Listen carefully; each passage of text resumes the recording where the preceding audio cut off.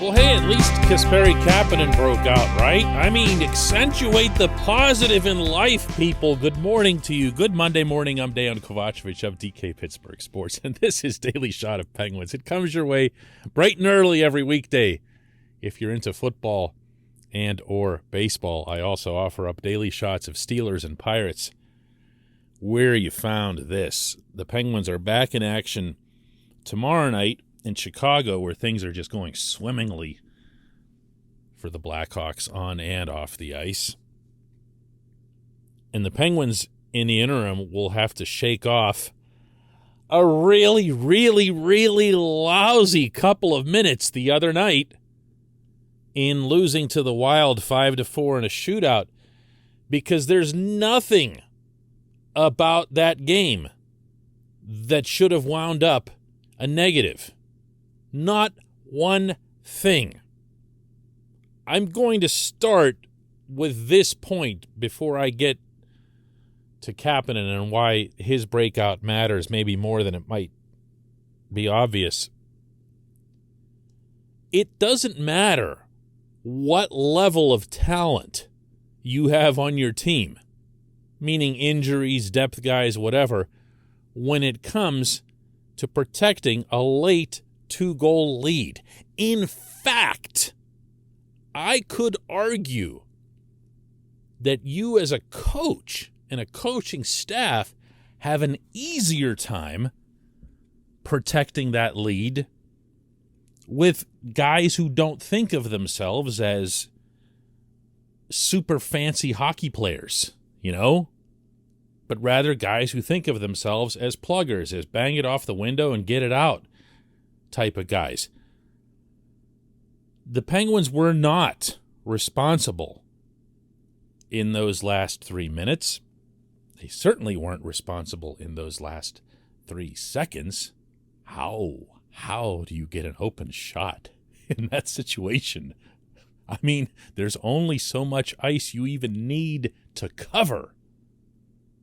Realistically, with that little time left, there can't be a person uncovered at that spot of the rink where Ryan Hartman scored from. That can't happen. That's a lapse and a half. And I wasn't crazy about some of Todd Reardon's line choices and defense pairings down the end, but I'm not going to blame a coach, much less an interim coach who hasn't been rotating forward lines in a long time, when the players on the rink blew this, and they've blown other late situations. And while I'm at it, before I do get to the Kapanen thing, which I will, it wouldn't kill Tristan Jarry to get better at shootouts. He was terrific in this game through regulation and overtime, for that matter. I didn't see any of the goals realistically as being his fault, including the last 2. But when you've given up 5 goals on 7 shootout attempts, you're just flailing. You have no idea what you're doing. And he looked good, I thought, on Freddie Gaudreau's backhander, but that might be because he knew Freddie's moves from when Freddie was here. After that, it was just laughably easy. Kirill Kaprizov just flipped one over him. It was something that you would see like an international soccer player do to a goalkeeper who had no clue what he was doing. Embarrassing, really. I understand. I'll say it again. He was really good with the actual hockey that was played. But shootouts can either get you points or cost you points. And when you're going against a Western Conference team, you want to take that extra point. You don't care if they get one. You could still survive that evening and not have a single regret if you can pull out that shootout. But, I digress. Positive.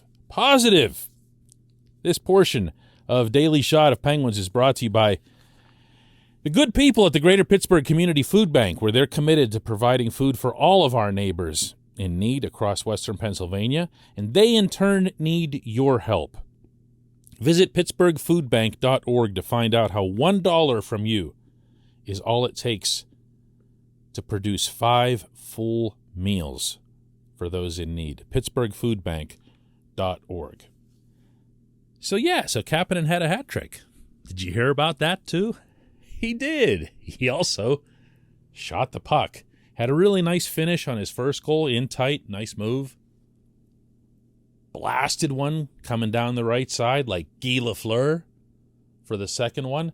Blasted another one from the left side with a couple of screens in front. Got a friendly bounce, unlike all the other bounces he'd been getting, and he let it rip. In parentheses, he also could have had a better shootout than whatever that lame little slide along the ice 5-hole attempt was from 35 feet, end parentheses. The hat trick is going to help Kapanen, I believe, not just in the near-term future, but over the course of the season. And here's why. If he scores one goal, and he has that big emotional reaction that you saw when Jason Zucker came over and pretty much slammed him into the glass because he looked almost as excited as Kapanen. He was the guy who made the pass. He's also a line mate, also a really good guy, Zucker. So you can imagine that's genuine. And you see that excitement and you think, all right, he's off the schneid. That's it. Now Kapanen can go on to, score, goals like normal at his normal pace. Here's why the hat trick mattered. I had a talk with Kapanen during the preseason, one-on-one. It was after one of those exhibition games in which he looked really dominant, looked like he was ready to have a breakout year, finally top 20 goals, finally get his first hat trick for that matter. Well, he did that. What can happen to you at any position in professional sports that's numbers reliant, where you're gauged mostly, not necessarily by your coaches, but on the outside, by how you fulfill those numbers, is the athlete can really get down on themselves if they look like they've lost hope of attaining the pace that they'd wanted to have. I know from talking to Kapanen that he was looking to have a career year. He was tired of hearing about, how he underachieved in Toronto when he felt, and rightly so, that he didn't get the opportunity there. He wasn't on power plays. He wasn't on the top 2 lines because he was playing behind Mitch Marner and William Nylander. And so he enters this season knowing no Sid, no Gino. He's going to play a lot. He's going to be on the power play. He has to be on the power play. And he wanted to have a certain level of numbers. He didn't give me one, but it was going to be more than 0. It was going to be more than 20, to be serious. He sees himself, and with that release that he has, with all of his different weapons to finish that he has, that should be his expectation. He's the fastest player on this roster. Did you know that? The coaches will tell you that. Faster than Brian Rust. He has everything. But if he were to start getting down on himself, it was only going to get worse. So the reason that 3 goals matters more than 1 is that if you think back to it, the Penguins still aren't even an eighth of the way through this season. They've played 10 games. So if you take 8 times 3, he's already at 24 goals, which would be a career high. So he can build off that. He doesn't have to worry about being hopelessly behind or worrying that, hey, maybe this is just the player that I am and I'll never have a breakthrough or things like that. I'm sharing this with you because this is stuff that the players would never, ever say publicly. It just sounds so bad, but it's very real. It's not unique to Kapanen. It's not unique to the Penguins. It's not unique to hockey. It's a real thing. This hat trick mattered arguably more than anything else that happened that night. When we come back, just one question.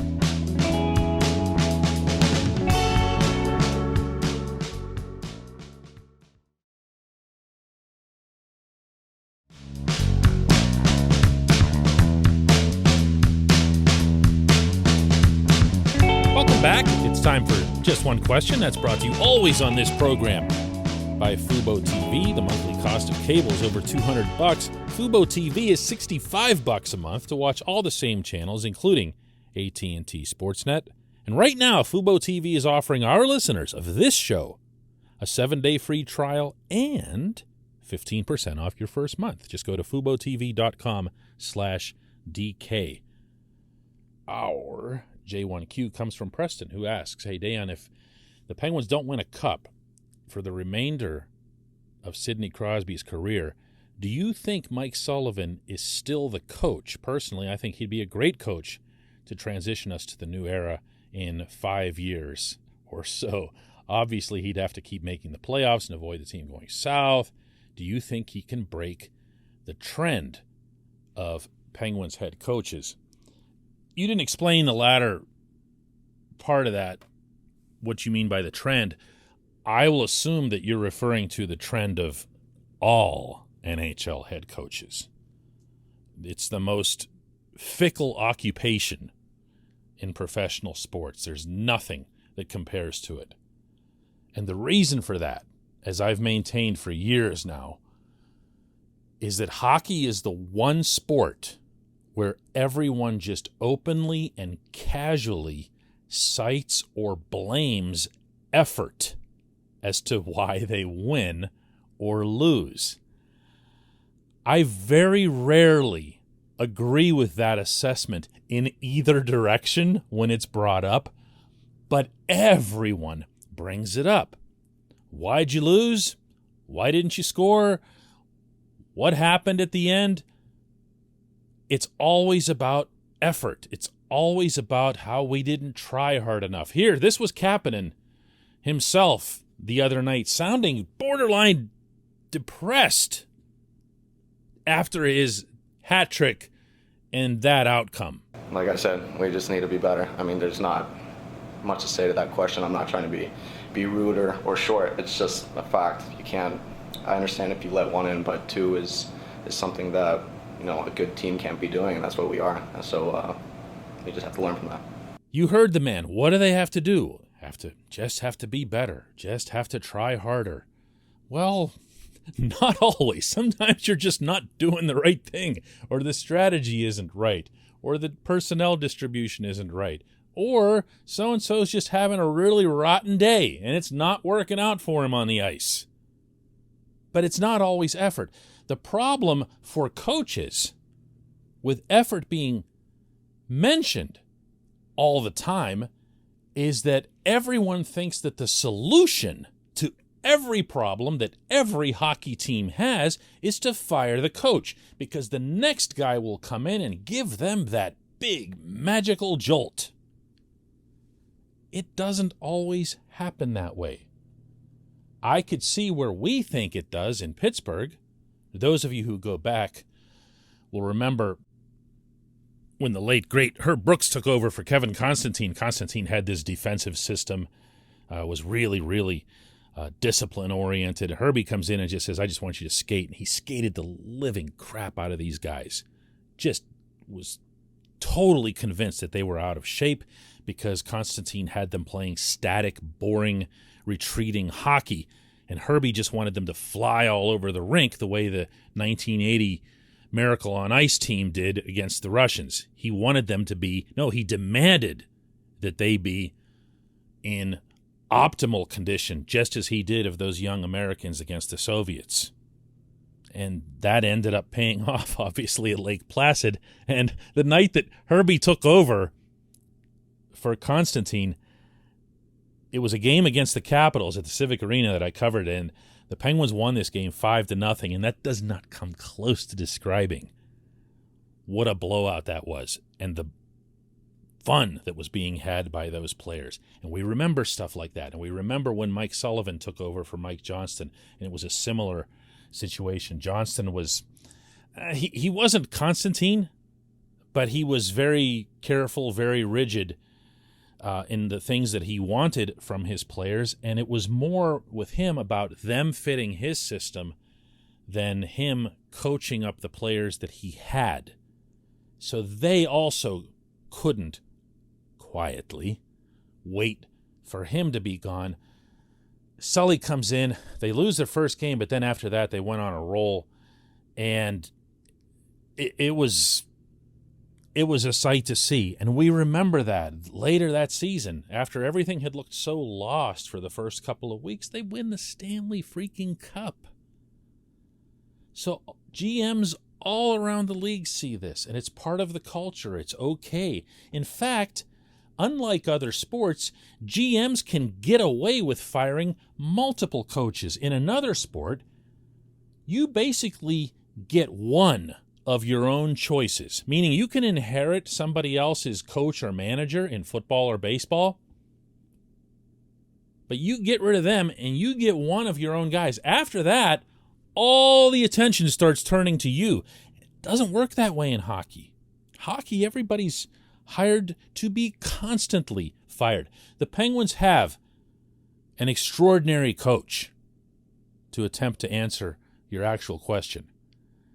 I believe that Mike Sullivan not only could be here well into the future, I believe that he should be. I don't believe the Penguins are going to find a better coach somewhere than this guy. I would like to see Sullivan be one of those individuals who changes the perception around the league of the value of coaches instead of just using them to end a 5-game losing streak. I appreciate the question. I appreciate everybody listening to Daily Shot of Penguins. Let's do another one tomorrow when the team heads to Chicago, where guess what? The Blackhawks just fired their coach.